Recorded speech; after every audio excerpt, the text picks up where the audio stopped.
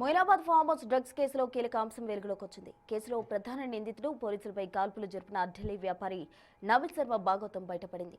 ప్రధాని మోదీ అమిత్ షాతో ఉన్నట్టు ఏఐ ఫోటోలు చూపించి రోహిత్ రెడ్డితో పరిచయం పెంచుకున్నట్టు దర్యాప్తులో తేలింది. తన బర్త్డేకు ప్రధాని హాజరయ్యాడంటూ ఫోటోలు కూడా రోహిత్కు చూపించి వలేసినట్టు విచారణలో తేలింది. ఆ ఫోటోలు పరిశీలించిన పోలీసులు అవన్నీ నకిలీవని, ఏఐతో క్రియేట్ చేసినవని నిర్ధారించారు.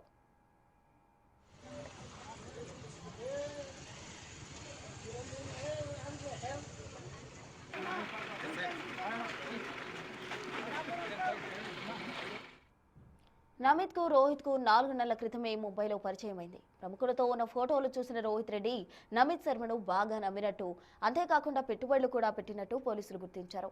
సాధారణ వ్యాపారి కుమారుడైన నమిత్ శర్మ జల్సాలకు అలవాటు పడే ఇలా ప్రముఖులతో సంబంధాలున్నట్టు ఫోటోలు చూపించి పలువురిని తప్పుదోవ పట్టిస్తున్నట్టు నిర్ధారణకు వచ్చారు.